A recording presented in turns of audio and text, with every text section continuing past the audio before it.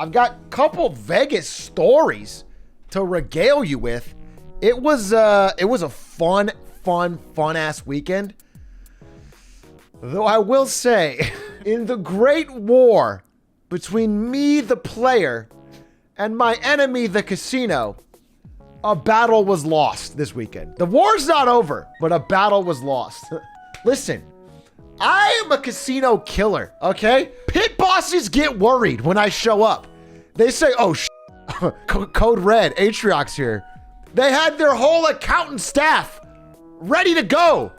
They were like, oh, it's gonna be red ink. It's gonna be red ink. We're gonna have to tighten the belt this summer. Cancel the events. Cancel Drake's residency. Cancel Usher's residency. We don't have the money. Atrioc's gonna bleed us dry. But unfortunately, I flew a little close to the sun. So, well, I guess I'll walk you through it. I'll walk you through it a little bit.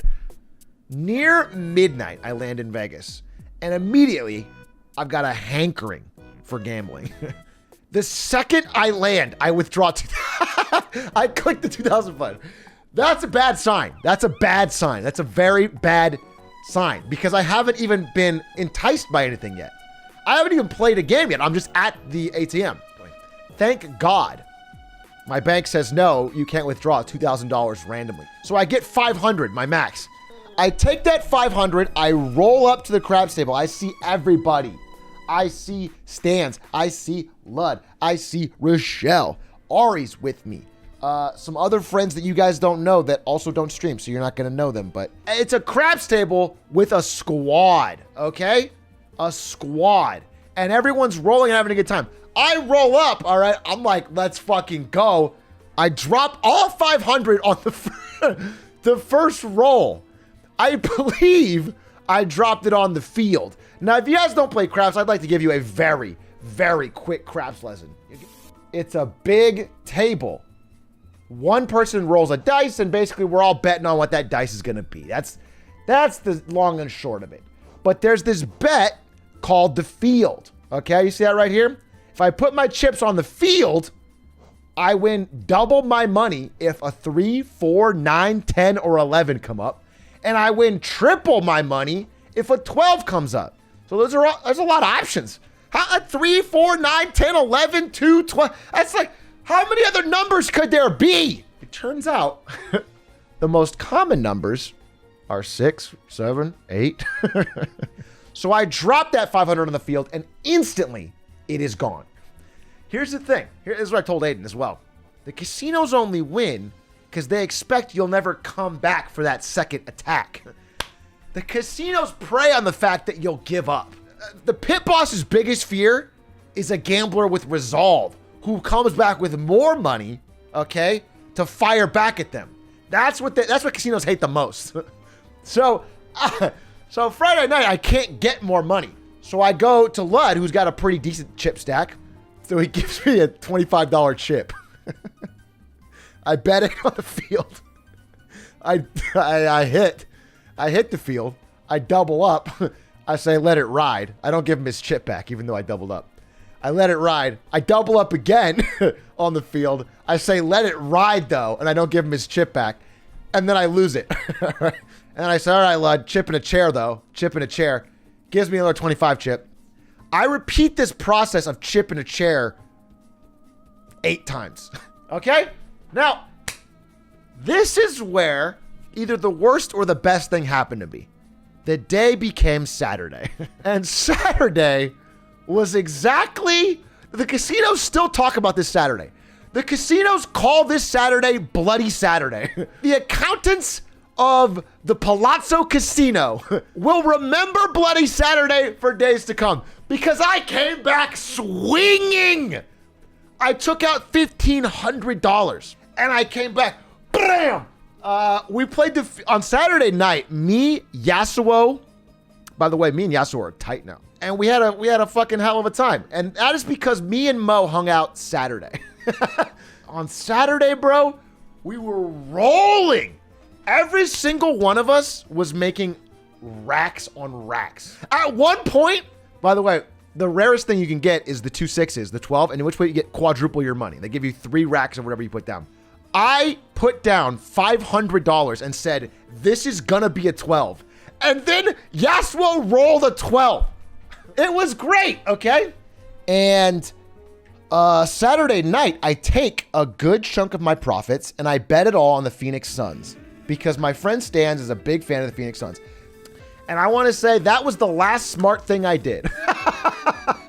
That was right about the end of the night on Saturday. And that was the last intelligent thing that I did that weekend. Sunday, the Empire struck back. After the if I had walked away on Saturday, I swear to God, they might have demolished the Venetian. Oh, wait, I gotta say one more story. Wait, I forgot. On Saturday, after we made so much money on craps, we went to a game called Baccarat. Generally played with a $100 minimum. You either bet banker or player. You bet yes or no. And then they just deal 2 hands of cards. Whichever one's higher wins.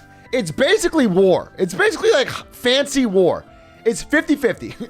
So we're fucking bending the cards, smashing the cards, player, winning money, making good money. All right. So Baccarat was really fun. And I had this impression that Baccarat was just a money printer. I think I told Aiden, you gotta play Baccarat with me tomorrow. It's a money printer.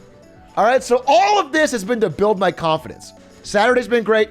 Sunday's been great. I literally, if I left now, I had enough money to buy like a fucking nice watch. Then we get greedy. We're so confident, we're so up. We go to a high-end luxury watch shop and we're looking around and we see some nice watches. And we were just walking around this watch store being douchey, all right? But we're like, we don't have the money yet, but we're all up like 2, 3, 4 grand.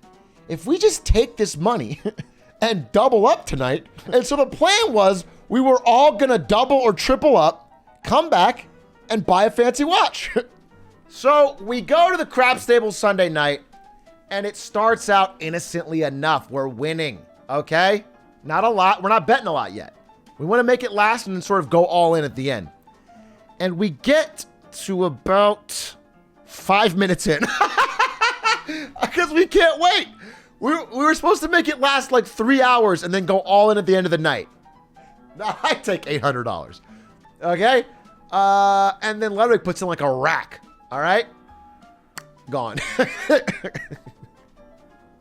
Gone. Wow. You know what we should do is walk away. And then we have this other idea. Wait a minute. If we walk away now, we're even on the weekend, whatever. We can't get the watch. But then we have this idea, sort of enters our brains. Wait a minute. The field was due 2 hands ago, 2 rolls ago. And now it's been 2 times with no field. The field has to be due now. And it would be. So I take every chip I have, as does Ludwig, and we put it all on the field. And the field hits.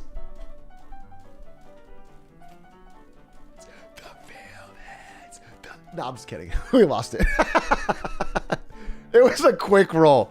Gone. Yeah, it's all gone. I am like, wow. Ludwig, who's got more money, goes and gets another fucking $1,500. I swear to God, he goes and pulls out like his max. And then he puts it again on the field.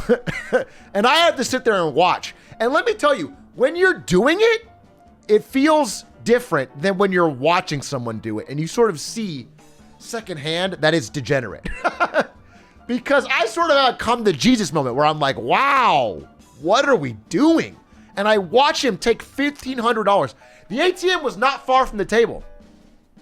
I think Stanz told this story. By the way, when he was walking back, Stanz yelled, "Shooter!" in a crowded casino.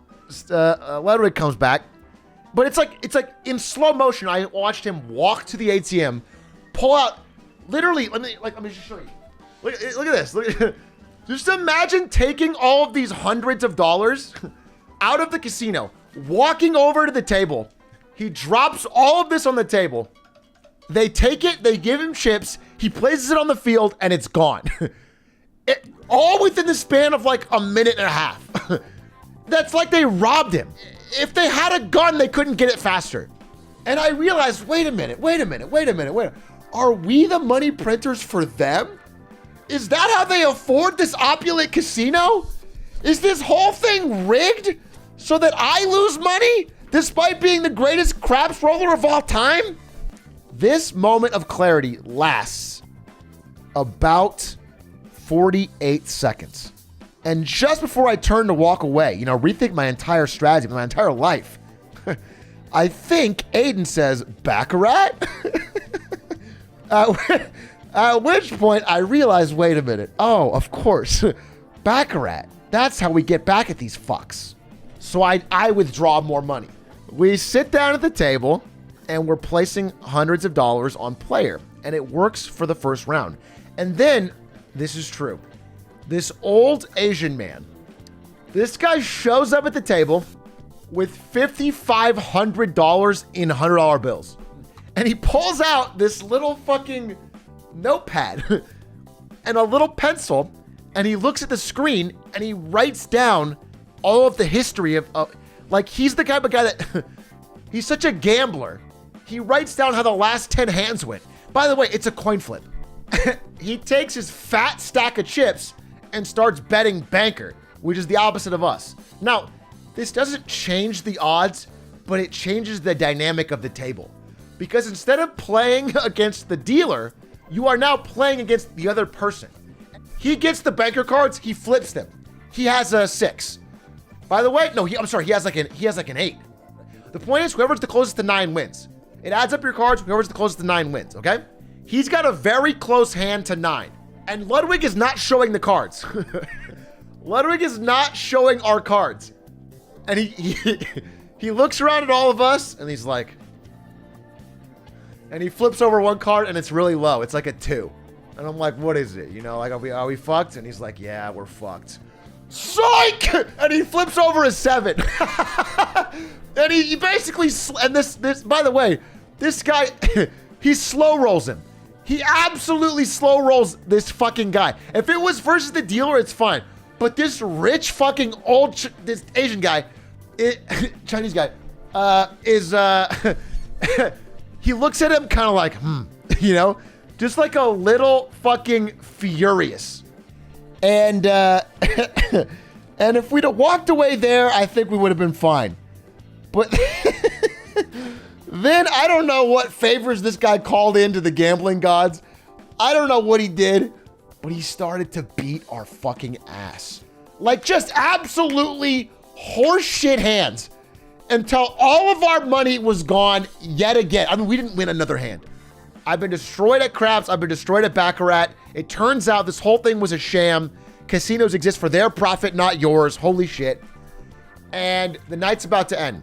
And then Aiden gets a text from Slime. Slime says, yo, put a rack on red for me on roulette. And I never play roulette. Roulette's the fucking worst game. This is, by the way, one of the most degenerate things I've ever heard. He is literally teleconferencing. We can't take video. You can't have your phone at the table. He's literally teleconferencing gambling $1,000 on red. He is so degenerate to gamble. He won't even wait until he's in a casino. Literally, Aiden could have taken the $1,000 and pocketed it and just said, you lost, bro. He has no, it's the most degenerate thing I've ever heard. And if Slime is gonna be that degenerate, well, we've got to join in. So we get the entire crew and it becomes like this story. It's like, for Slime, we're gonna put it all on red. And everybody, I mean, even Jess, who'd barely gambled, everyone's like, yeah, one last try. Everyone rejoins as we walk to the roulette table. Everybody. Ludwig, me, Aiden, Jess, Ari, Rochelle, they take their money, except for fucking Stanz. Stanz, the goddamn nit, holds his chips. We take all our money, we put it on red. It's literally us just saying, here we go. All on red, baby. Here we go. Let's go. Big money.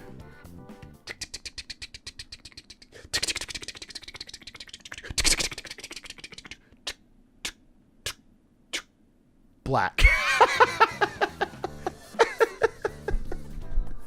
And they take everything. And they just took everything. They just swept all of our chips off of red. Stan's holding his fucking $300 that he saved. Bad idea, guys. We needed that Stanz to push over the edge. So that is the end of it. And thank God. So I'm sort of like at a pretty, I'm like, damn, I lost everything. I mean, I lost my entire limit. I walked away with nothing. I learned something about Vegas, and that's that if you want to win, you have to come back harder on Monday.